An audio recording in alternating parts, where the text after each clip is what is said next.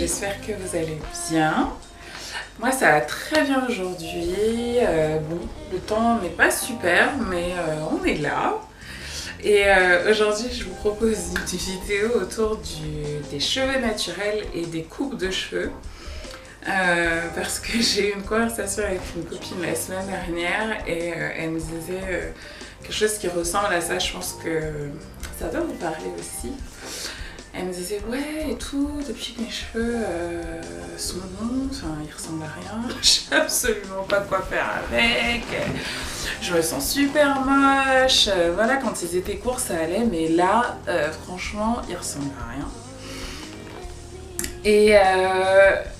Et je pense que beaucoup de femmes se reconnaissent dans ce message. En fait, on est tellement obsédés par la longueur que on veut des cheveux longs, Alors je comprends tout à fait, je ne juge pas, hein. On nous a tellement dit que nos cheveux ne pouvaient pas pousser, qu'ils ne pouvaient pas être longs, que finalement on veut prouver au monde entier que ouais, on a les cheveux crépus et qui peuvent être longs. Sauf que en fait, un cheveu long qui n'a pas de coupe et qui n'a pas de forme, en fait ça ressemble à rien. Voilà.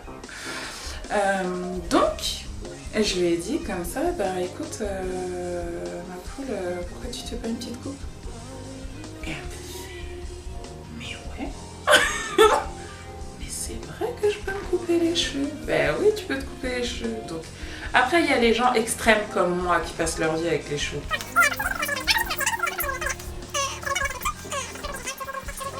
Donc, une espèce de longueur intermédiaire bizarre. Les cheveux sont longs, mais ils sont pas trop longs, ils sont courts, mais ils sont pas vraiment courts. Du coup, on est là. Voilà quoi. Donc, je serai allée chez le coiffeur pour me couper les cheveux. Bref. Et donc, du coup, je vous propose 5 idées de coiffure sur cheveux ni longs ni courts pour essayer de leur donner une structure et pour que vos cheveux ressemblent à quelque chose. N'hésitez pas à vous inscrire à la Black Beauty University. Le lien ce sera en bas avant d'avoir accès aux photos que je vous propose. Et donc la première coupe, c'est ce qu'on appelle la tapered cut.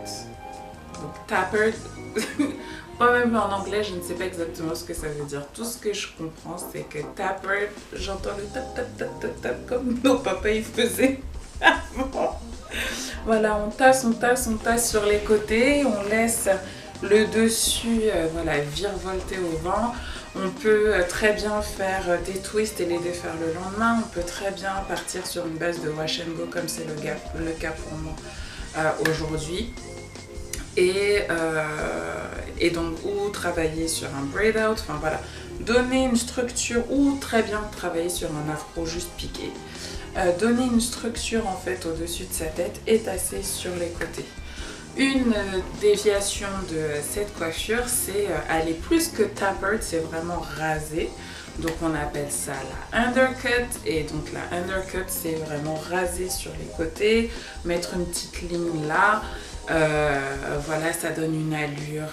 Enfin moi j'adore les coupes courtes, je trouve que c'est ça va à beaucoup de femmes, contrairement à ce que beaucoup de personnes en pensent. Je trouve que ça donne une allure, ça dégage le visage. Enfin voilà, je trouve que ça claque. Donc n'ayez surtout pas peur de vous couper les cheveux. Si vous voulez partir sur des options plus longues, sans véritable coupe énorme de vos longueurs, vous pouvez donner quand même de la structure avec une coiffure que j'aime particulièrement, c'est l'afro en cœur. Vous voyez, vous avez déjà vu, je suppose, hein, des femmes ou des photos sur Instagram. Il y en a une que je vous posterai là dans la vidéo, que j'incrusterai dans la vidéo. Vous voyez l'afro, de derrière vous regardez la personne et ses cheveux ils sont comme ça, comme un cœur. Je trouve ça trop mignon. En fait c'est un afro en cœur, donc pour ça en fait il faut vraiment que vous fassiez appel à quelqu'un qui est spécialiste du cheveu frisé et crépus pour qu'il vous fasse la coupe vous avez l'avantage en fait avec cette coupe d'avoir les cheveux qui poussent très bien. C'est une coupe qui s'entretient assez facilement et qui évolue très bien en fait avec la pousse de vos cheveux. Donc vous pouvez la commencer même avec une base de cheveux mi-long et laisser vos cheveux pousser comme ça. Il y a juste à entretenir en fait la coupe. Et pareil, là je vous parle vraiment de coupe, je vous parle pas de structure ou de texture de cheveux. Donc après vous pouvez travailler votre coupe soit en afro libre, soit avec un twist out, soit avec un braid out, soit avec des flat twist out, soit des flat braid, bref, vous m'avez compris.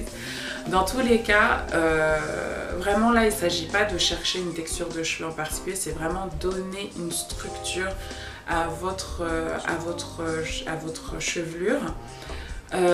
Autre idée de coiffure, c'est vraiment pour les cheveux courts, quand on est entre les deux, là, qu'on a les cheveux qui sont pas vraiment courts mais qui commencent à pousser, je vous propose de faire un tweeny weeny afro mais structuré et bouclé. Donc ça, beaucoup de personnes me connaissent avec cette coupe qui évolue très bien avec le temps jusqu'à ce que les cheveux arrivent là où ils en sont, les miens, comme les miens aujourd'hui.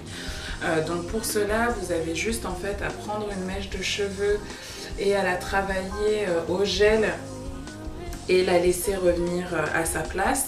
Vous pouvez aussi faire des anglaises, donc on appelle ça des coils en anglais avec un peigne. Mais ça c'est vrai que pour le faire toute seule, il faut quand même beaucoup de dextérité, donc je vous recommande d'aller chez un coiffeur pour le faire. Et ou vous pouvez prendre la fameuse éponge ou un gant de toilette et travailler vos cheveux comme ça.